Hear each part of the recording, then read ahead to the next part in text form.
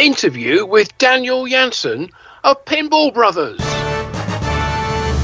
Hi, my name is Daniel Janson. I'm the editor of Pinball Magazine, and I'm joined by... Hello, I'm Martin Ebb, and I'm the editor of Pinball News. And Jonathan and I have the pleasure of being joined by Daniel Janson of Pinball Brothers to talk all about the launch of the new ABBA pinball machines. Yeah, there was a special launch party last weekend, April 6th, in Örebro, Sweden. And well done. Yeah, Martin and I were both present. We both wrote reports on this event for our separate websites. That's pinballnews.com for Martin and pinball-magazine.com for my article, and they're at the top, so you find them quickly. And of course, the launch event was streamed live, although in a different way than many people were expecting it to be. And we'll discuss that with Daniel as well. Yeah. But of course, with this ABBA pinball machine being announced and with a rule set that sounded rather cryptic, there were plenty of questions that we felt we would like to hear from Daniel or someone else at Pinball Brothers from the train of thought behind these, and that's why we contacted Daniel, who was more than willing to talk to us. So great, let's listen to what Daniel has to say. Right now we're joined by Daniel Janson, who is the CEO, if I'm not mistaken, of Pinball Brothers in Sweden. He was also involved in free play in Sweden, which is also a pinball-related company. But we're talking to Daniel today about the launch party of the ABBA pinball that was basically revealed last weekend. The party was held last weekend, and of course we want to hear all about it and about the game as well. So welcome, Daniel Janson. Yes, welcome. Thank you very much. Well, first of all, thank you very much for holding the party. I know Jonathan and I thoroughly enjoyed ourselves there. And how do you feel the launch party went on Saturday? That was on Saturday the 6th of April, for those who are listening to this at a later date. Right, which was a monumental date, I would add, as it marks the 50th anniversary of ABBA winning the Eurovision Song Contest with the song Waterloo. To the date. Yeah, exactly. As everybody has figured out by now, that is the reason, obviously, that we had this date, had the launch party on this date. So, but we think it went well. I would say it was a lot of people and a lot of fun. So. For those who haven't seen pictures or video or reports about the event, you had 4 of the new ABBA machines there, 2 of the Arrival limited editions and 2 of the Voyage collector editions. No, I think it was 3-1, but okay, it doesn't matter. Yeah, that's correct. Yeah. Oh, was it? Oh, I apologise. I only saw 2 of them, but and played 2 of them. But so obviously you needed to hit that date of the 6th of April for your launch party, and you needed to get the game in a particular, well, certainly in a playable and enjoyable condition for that time. How difficult was it to do that, and what were the key things that you wanted to have the game? Which elements of the game did you need to have ready for that 6th of April launch?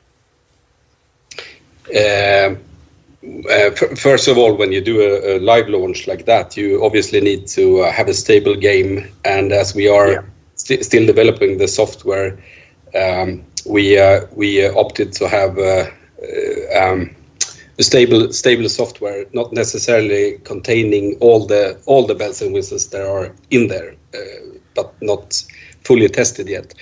So we went for a solid build, and from a hardware perspective, we have been ready for quite a while. So that was never an issue, I would say. So, but for software, you always want to have as much in there as possible. but the games obviously needs to run flawlessly. So sure. I mean, how complete would you say that the software in the game was? I mean, it may be hard to put an actual figure on it, but there are elements of the game which obviously haven't been encoded yet, and maybe some parts of the playfield which weren't necessarily acting as they necessarily will when the final game is complete. So how complete would you say the game was that we saw? There's really a lot to come, obviously. So it's hard to say percentage wise, but it's what you had in the game right now was all but one of the song modes, and not necessarily 100% complete, but they are quite good as they are. And then there was only one multi-ball in the game, obviously, and there will be several in the final release. So, and there is also a lot of lamp shows and other things to come. So if you enjoyed it even a tiny bit now, you will definitely enjoy it a lot when it's finished. So, and we are full steam ahead to finalize the software. So I don't see any problems with the software being at 1.0 when we ship the first games early June, I would say. Early June. Okay. So now, before we get back to the party, can you talk us through the development of the game? Because I understand this is a process that has been taken quite a few years. You were originally approached by the son of Benny Anderson, Ludwig Anderson, if I'm not mistaken. And how did it go from there? Yeah, that's right. But when he refers to it's taken a long time, it's not necessarily that all that time has been development time. It's been a long time since we first spoke. So I would say that, and the reason for having the project, having the game out now is obviously that we have had two other titles that you know of that we have been designing and producing first. So, but yes, it's been going on for quite a while, and but it's just the last year that the development has been sort of in full capacity, you could say. Right. Okay. So, and I understand. I just wanted to ask quickly. You said when Ludwig came to you, what did he? What was his pitch to you? And you know, were you immediately sold on the idea of doing an ABBA game when he said, "Oh, I can help you make this happen," or was it something you considered in the past? And what sort of doors did Ludwig open for you that would have been very difficult to get opened without his assistance? I think in general, even if ABBA isn't, they are quite big in all parts of the world, but obviously they are huge in Europe most of all, and Australia, I guess. But they are quite sort of reserved. They don't do much of merchandise in terms of merchandise and stuff like that. Mm-hmm. If you work with other licenses, you normally work with a sort of a licensing department that has an assignment to make as much money out of the license as possible. But in this case, with ABBA always being this cautious when it comes to these kind of products, it felt like a great opportunity, obviously, to be able to work with them. Then being Swedish, of course, it's ABBA is a big thing, so it was quite easy to jump on it, and we don't regret it at all. No, sure. But I think what happened during the course of talking to Ludwig, we have sort of talked for quite a while, as you mentioned. ABBA Voyage happened in between, and that was something that opened definitely new doors when it comes to the story of the game and different flavors of the game, obviously, and the different artwork of the game, I would say. So when we first started talking, that didn't happen yet. So that's a sort of a second dimension, if you like, of the title. So now, for those not fully aware, Ludwig Anderson is the producer of the ABBA Voyage show in London. And from what I understood from you last weekend, Daniel, is that he's also responsible for most of the art direction on both ABBA editions that are now currently available. Yeah, that's true. He's been. I must say that he's been obviously, and all of ABBA has been very sort of interested in the project. But Ludwig obviously been the one driving it from their side, and he's been very, very interested in the art specifically. You might think that the music would be the sort of top priority, but that hasn't been the case, to be honest. I guess he knows the music from before, so. Sure. Well, talking about the music, you said, I think, you haven't actually revealed all the songs that are going to be included in the game. I think you said there will be at least 20, and you announced 16 at launch, and I think there's been one more added since then. Now, when any other pinball company has done a music-based game, getting the songs that they want has often been problematic.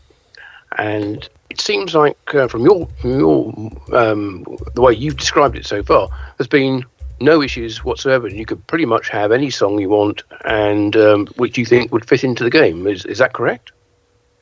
Yes, it is. It is. It's been very, very easy, and I guess that is because the rights are not too complicated. Mm-hmm. They are owned by one company, Universal, which owns Polar, which is ABBA's record company. Right. So in that sense, it's been very straightforward, and they have been very, very kind when it comes to changing songs and stuff along the way that we thought would fit when we had songs that could fit better in the game and so on. Mm-hmm. So there is a bunch of songs, quite a list that hasn't been implemented yet, that will be implemented in the final game. Right. So because one of the first things I noticed is currently there are no songs from the Visitors album in there, and neither from the Voyage album, which was released only 2 years ago. Will there be songs from those two albums in the game, or are there reasons not to do that? There are definitely no legal reasons not to for either of those. But if there will be songs from those albums, you will have to wait and see, I would say.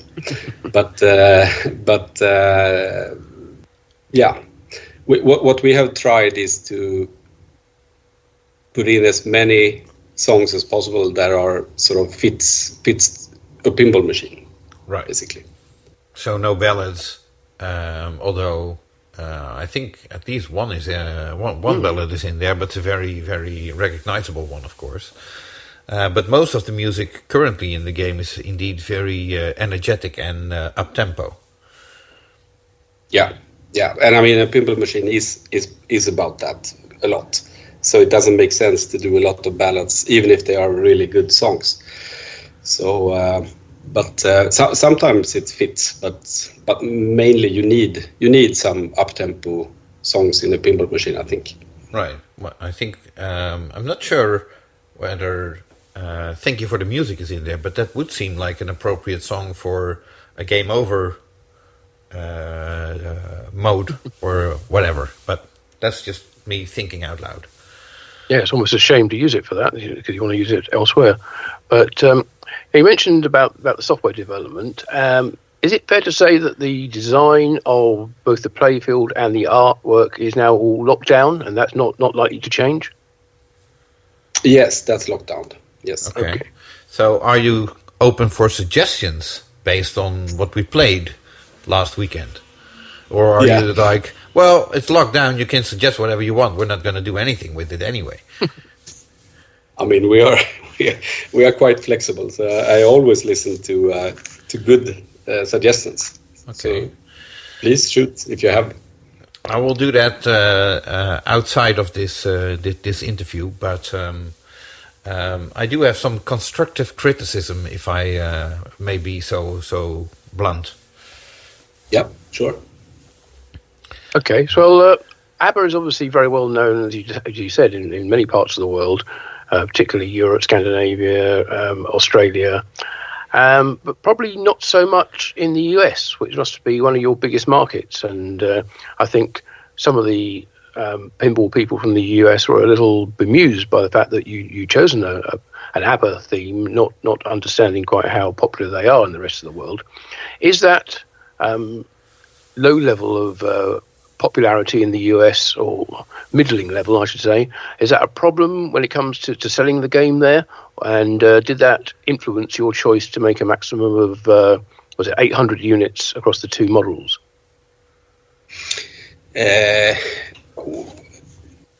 No, not really, to be honest. I think that when you talk about these, regardless if you limit it to 800, limit a production to 800 units or not, we are not talking about that many units for a pinball production anyway. And with such a huge brand or band that ABBA is, that isn't really a problem at all, I would say. When it comes to the unit limitation, that has more to do with the fact that we actually have a lot of games to manufacture of different themes from here onwards. So we existing and future titles. Yes. So it's more about that for production planning and stuff like that. So. Okay, so how big are the chances that there will be another edition if it turns out that 800 is not enough to satisfy the demand for the game, so to speak? I guess it could be possible, but I don't. I would definitely suggest that anybody who wants an ABBA pinball machine gets one, because the plan is the 800 and no more at this point. So, but what the future will bring is hard to say. As you say, then there has to be a really big demand, I guess, and we have to make some changes to plans and so on. So it's not likely. Right. Okay. So, considering this is a production run of only 800 units, I can imagine that would affect the price of the game, because you're not selling like 3,000 or 4,000 of a game, which would basically allow you to lower the cost, because you can spread all the development cost over 3,000 or 4,000 games instead of only 800. So if there would be a third model, would that be? Is there a chance that could be cheaper, because the development of the machine has already been sort of a return on investment on the first 800 machines? Yeah, sorry, I should have been clear about that in the previous question. But if they're unlikely, as I said, very unlikely in the event of having another model, that will definitely be a cheaper model, and it will be unlimited at that point. That's the only thing that could happen. Right. Okay. You're going to be manufacturing this game in collaboration with Pedretti as part of your Euro Pinball Corporation joint venture. Is that right? Yeah, that's right. Okay. We do. Yeah. Sorry. Okay. No, so when you set that company up, Pedretti were only making the 2.0 kits for Funhouse and Whirlwind, the Rudy's Nightmare and Total Chaos kits. Since then, they've announced that they're going to be making complete games, reruns of classic Bally Williams games. Does that put you now in competition with your own partner? No, I wouldn't say that. I mean, there are only benefits, as I see it, that we have more games to produce and more titles, I would say. So we don't see it that way at all. Of course, there could be, to some degree, as you say, there is maybe a competition if you see a buyer that choose between, for instance, two titles then from us. But I think it's just a good thing if they have more choices. And does this mean that the Euro Pinball Corporation is now sort of expanding even further? Now it's producing Pedretti games and your games, and as you said, you're looking to ramp up production even further, and maybe, I mean, I'm assuming you're not going to stop making Alien and Queen games when you start making ABBA games. Is that right? That's right, exactly, and that's one of the reasons, as I mentioned, that the 800 limit for ABBA is there, because we think we thought this through quite carefully, and we wanted to make 2 editions of ABBA that are really really nice looking and sort of fully equipped, if I put it that way, with all the bells and whistles. Instead of doing a volume product, and we as I said, we have many games to manufacture, and we have to be realistic about the output, and yes. Okay.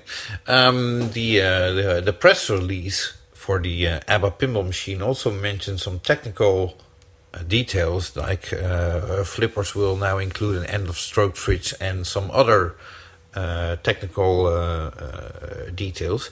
Can you indicate what that will mean for the ABBA pinball machine?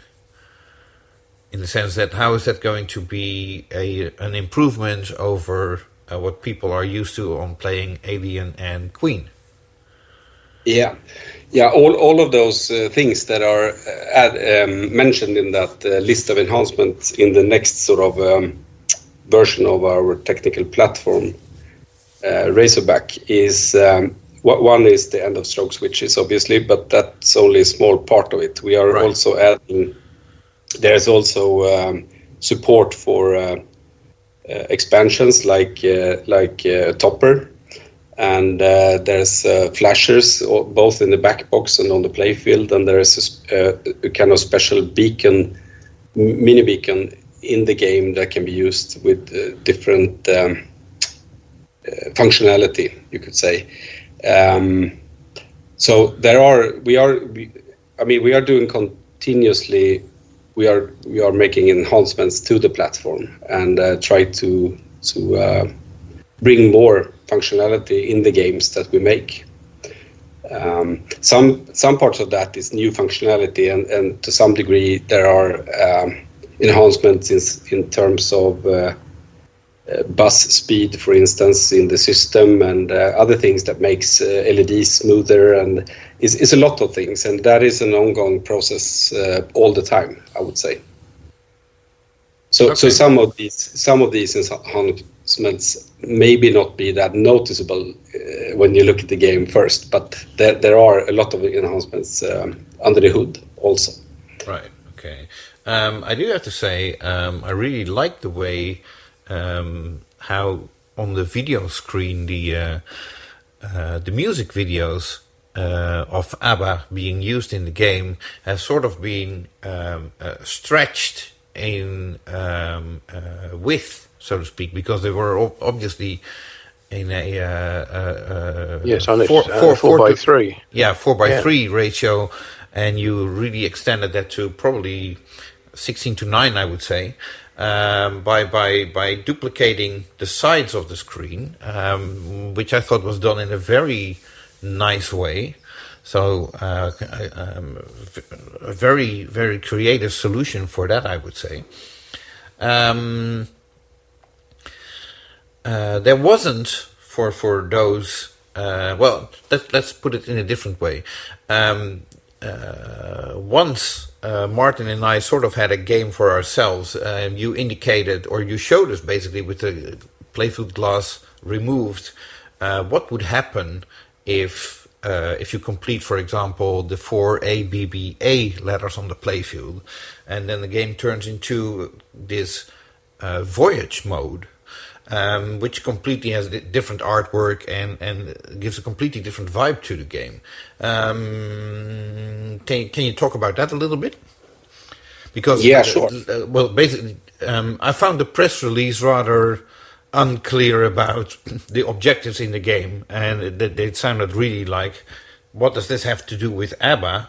And I don't mean that in a very negative way, but it was described in a very almost psychedelic way.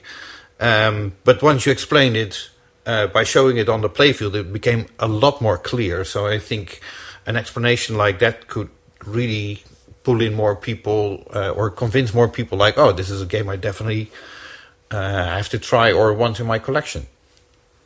Yeah, sure. Yes, it's tied to what I said in the beginning, that ABBA Voyage happened along the way, and ABBA Voyage has a really sort of an underlying cool story to it, and that story is told with animated movies, a couple of animated movies, and since we have the right to use these in the game, we have sort of expanded on that story, you could say, and that story basically is about as a player. The story is that your quest when playing the game is to find the medallion of power and power it, and then when you have done that, your end goal is to make ABBA into avatars. So you basically turn them make them immortal. And that part of the game, or that underlying story, is in that way you can really see it, that when you step up to the game, you can choose to see it as a music pin. You are maybe an ABBA fan, and you just want to play some pinball and listen to the good ABBA music.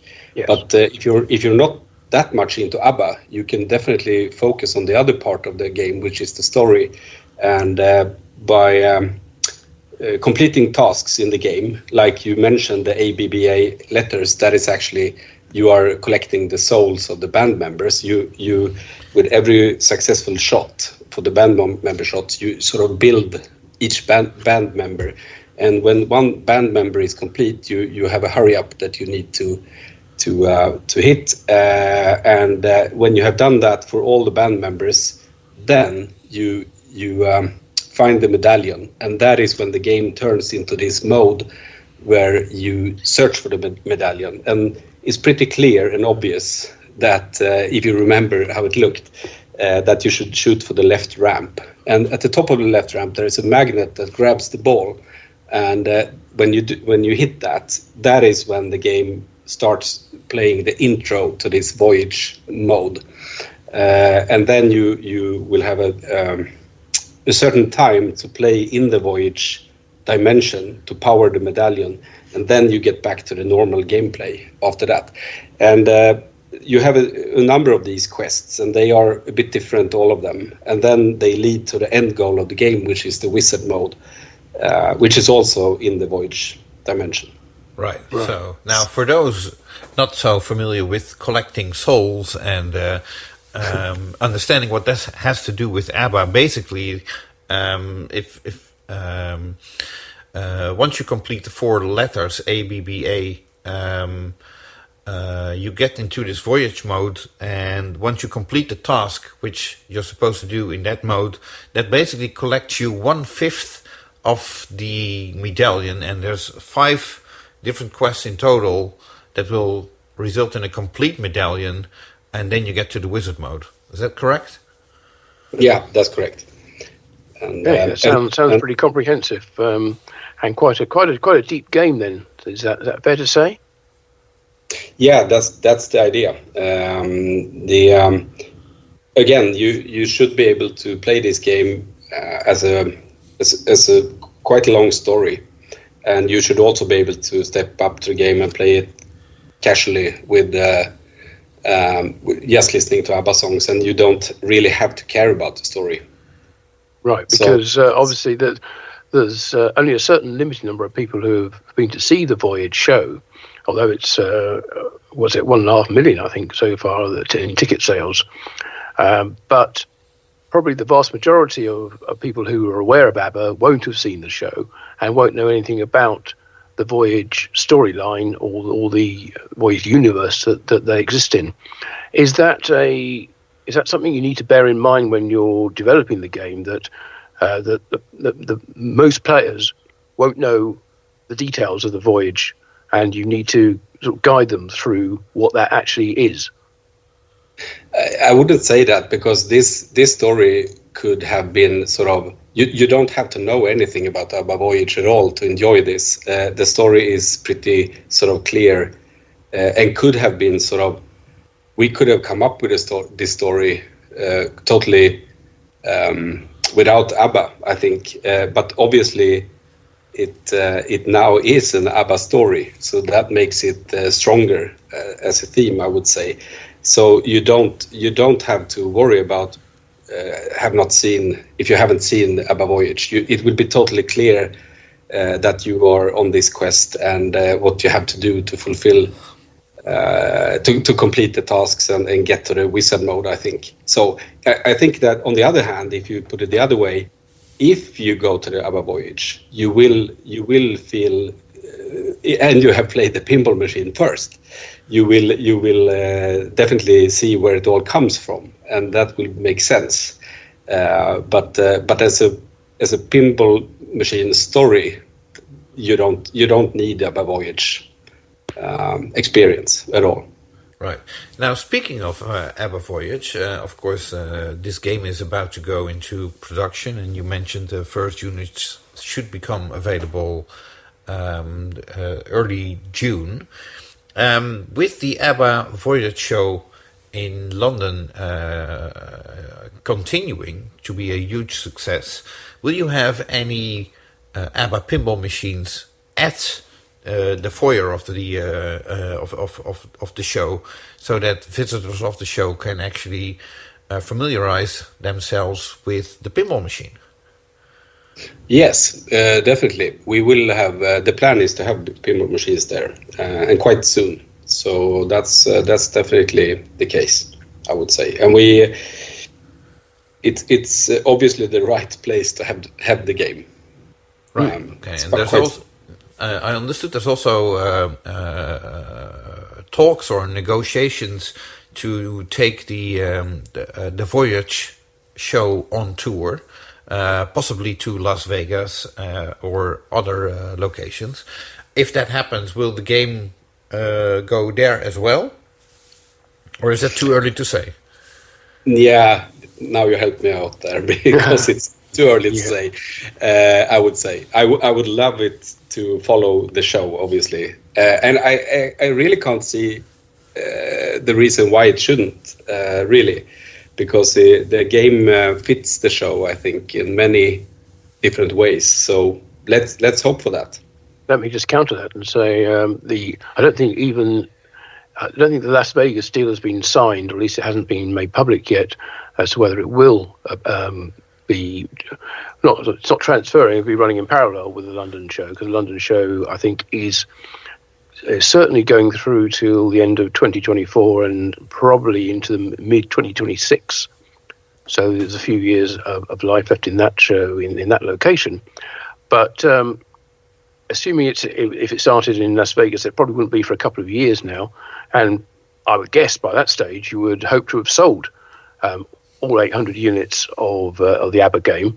And in which case, is there any point in putting the game out there, at these shows, if you haven't got any units left to sell?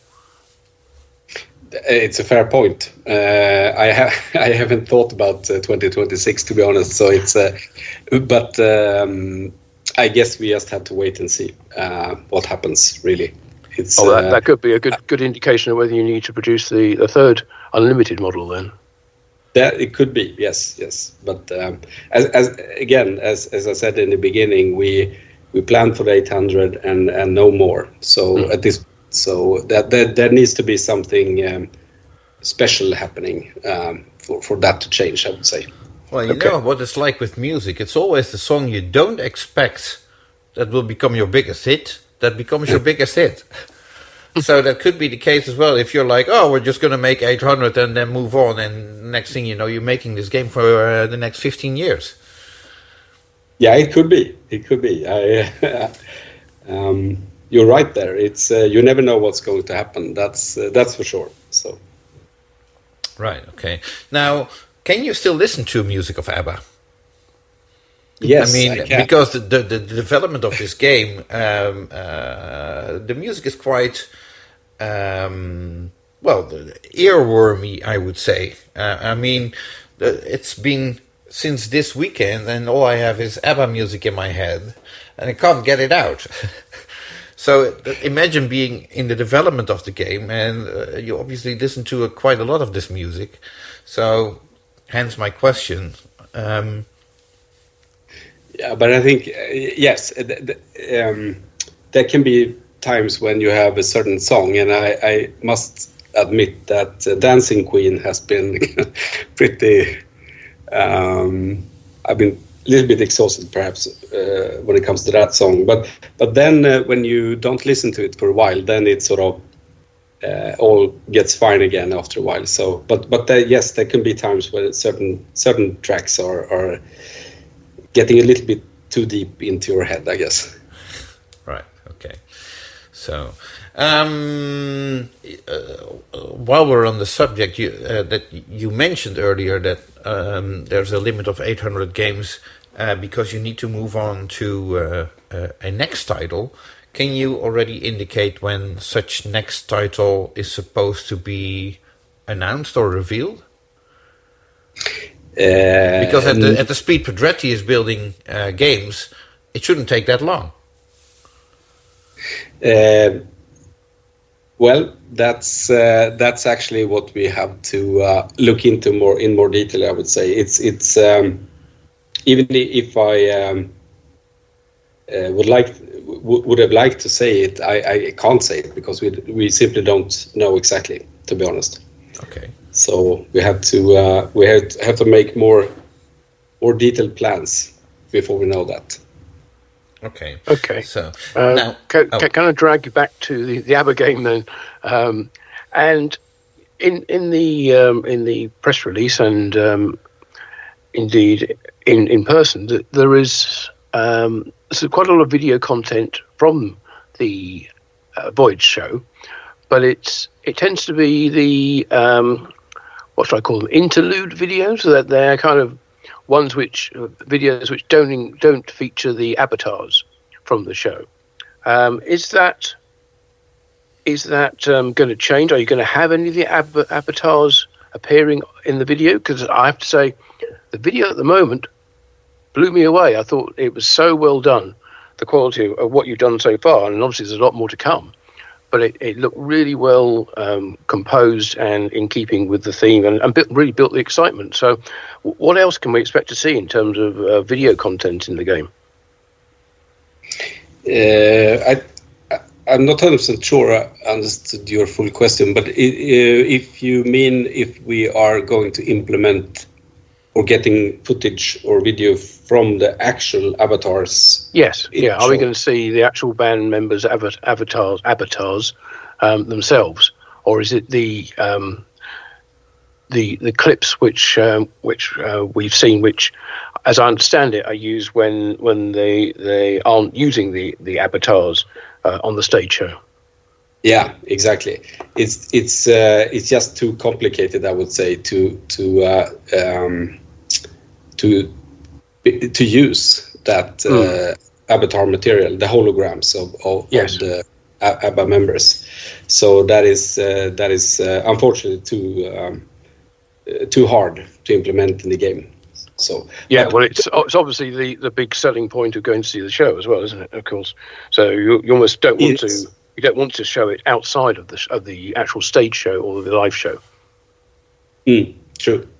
And but we actually think that this sort of extra story that they have added to the show that we are having in the game is a sort of it's a very special feeling about it all, and it's real art, I would say. It is. I think it looks great. But one of the criticisms I've heard voiced was that those people who haven't seen the show don't really understand what the artwork or the graphics are, because they don't directly relate to ABBA as most people would know them unless they've seen the show. And if they have seen the show, then obviously it all becomes clear. But you know, the artwork on the Voyage version, for instance, from the back glass through to the side art as well, is very different from anything that people would immediately associate with ABBA, having not seen Voyage. Yeah, exactly, and that's true. And I mean, as I said before, in the game, when you get to these points where you sort of transfer into the Voyage dimension, it doesn't really matter if you have seen the ABBA Voyage or not, because it could be it's just a different world, and it's quite clear that this is another part of the game. Hopefully we will be people will think that we tell that story in a clear way. But from the outside, you have a point that some people might think, a lot of people might think that this has nothing to do with ABBA. What is this? And that is obviously harder to explain. All I can say is that that artwork is in my mind completely mind-blowing, and they have spent a lot to come up with that art for that show, and having the opportunity of putting that onto a pinball machine is a great honor from our perspective. So I hope people will come to like it, even those who think it's off ABBA or off in any other kind of way. I mean, obviously everybody has the right to their own opinion if they like it or not, but all I can say is they have spent a lot on that artwork, and it is worth considering, at least in my mind. Oh yeah. Now that Voyage Collector Edition is priced $1,000 more than the Arrival Limited Edition. There's obviously a little more exclusivity with that, with 300 units compared to 500 units of the Arrival one. But what else are people going to be getting, apart from the art we've just been speaking about, what else are people going to be getting who opt for the collector edition over the limited edition? The only big difference is the artwork itself, and then the goodie box, and exactly. The exact content of that goodie box is not revealed yet, but the exclusiveness comes not only from the sort of number of games being fewer, but also the fact that it's a completely different licensing for ABBA Voyage, and that is very, very, very few. I don't know if there are any other products actually that are out there licensed from ABBA Voyage. Right. Okay. Other than a couple of T-shirts. Other than a couple of T-shirts and I think some vinyl reprints. There are some, but very, very few. So. Right. So the price difference comes from exclusivity and licensing, I would say. Right. Okay. So, were there any elements of the game, I would say, that basically were part of a playfield design or a rule set where the ABBA side of people, either ABBA or Ludwig Anderson, that said like, no, that's not going to happen? No, nope, I don't think so. But on the other hand, he was. I mean, for those of you who listened to Ludwig the interview with Ludwig, he mentioned his references for pinballs pinball machines that he had been playing in the past and likes. And so in the beginning of the project, he had a lot of sort of influence on what direction we took for the design. And if you look at it, you have the whole playfield design is a little bit 90s, I would say, with the two ramps, not completely different from Medieval Madness, even if the game itself obviously is very different. So there are influences that comes direct from Ludwig when it comes to what he likes in a pinball machine. Right. But nothing that he said, they haven't said no, I think, to anything. Okay, so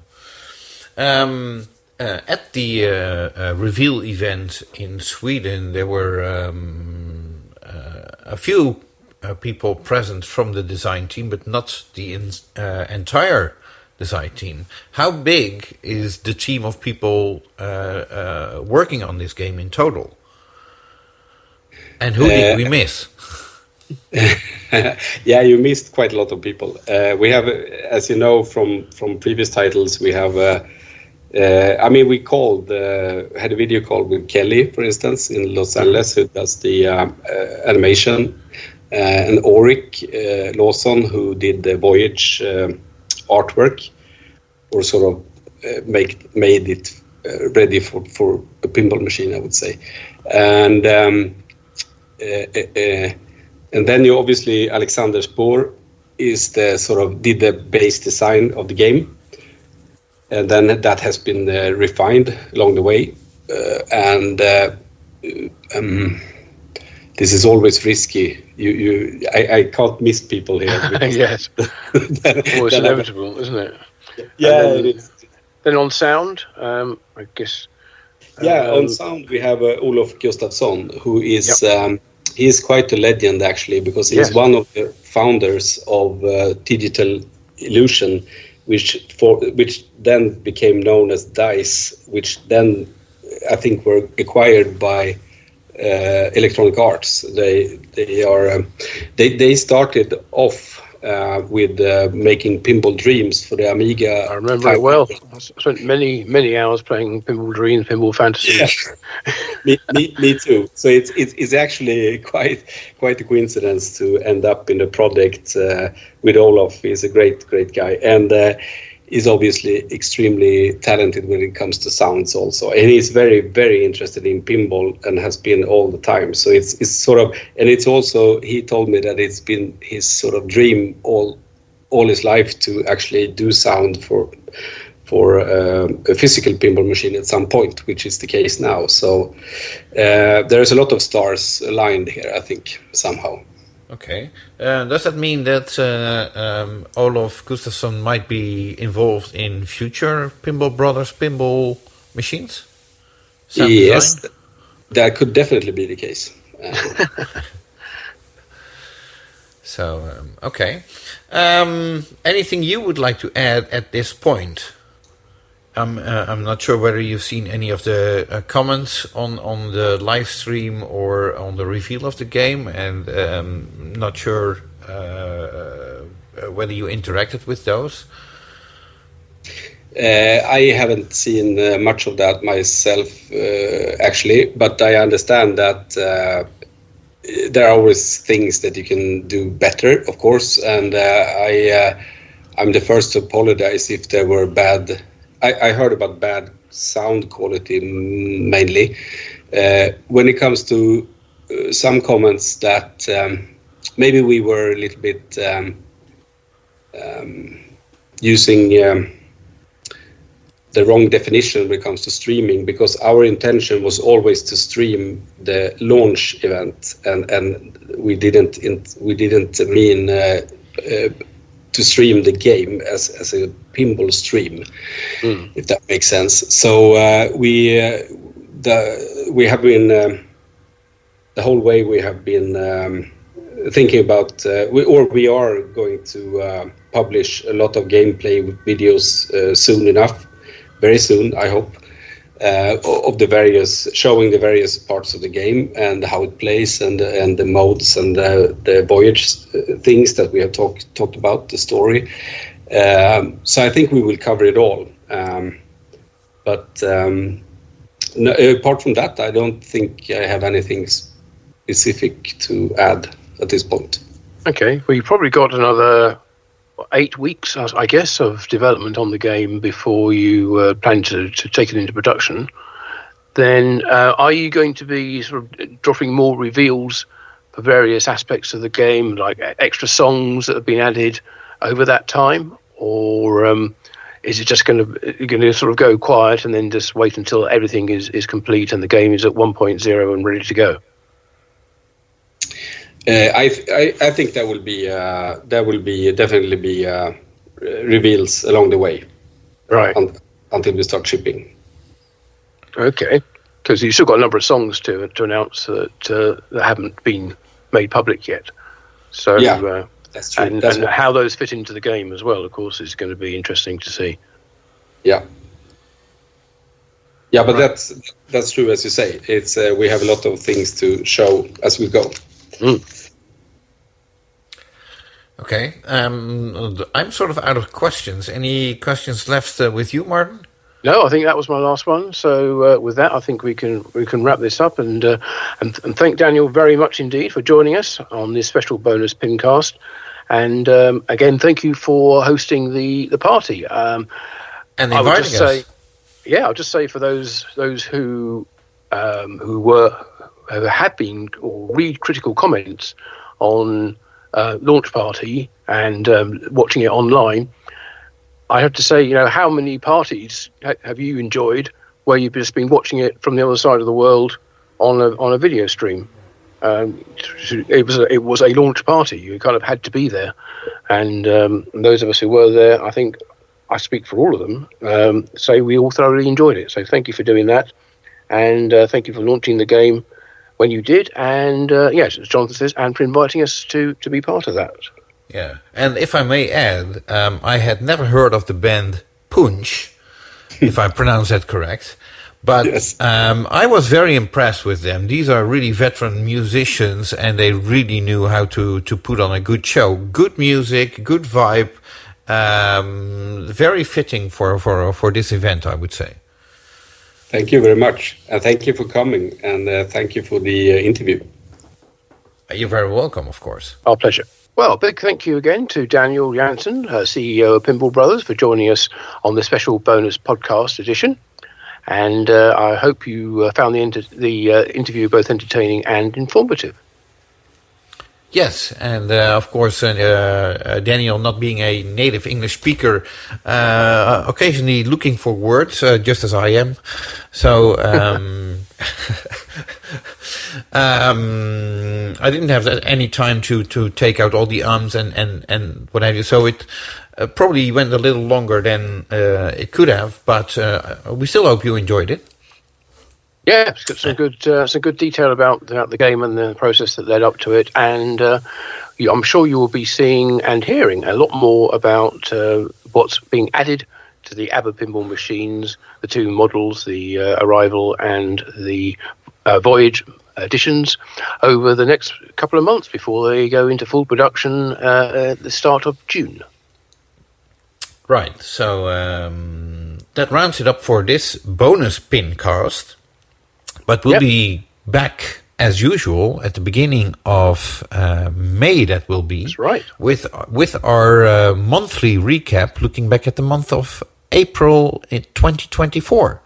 Yep, so join us for that edition of our Pinball Industry News PINcast, available from your usual podcast suppliers and the place that you got this from as well.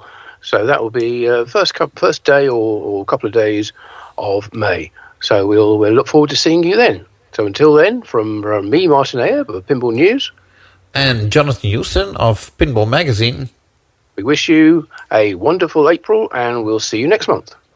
Thank you. Bye-bye.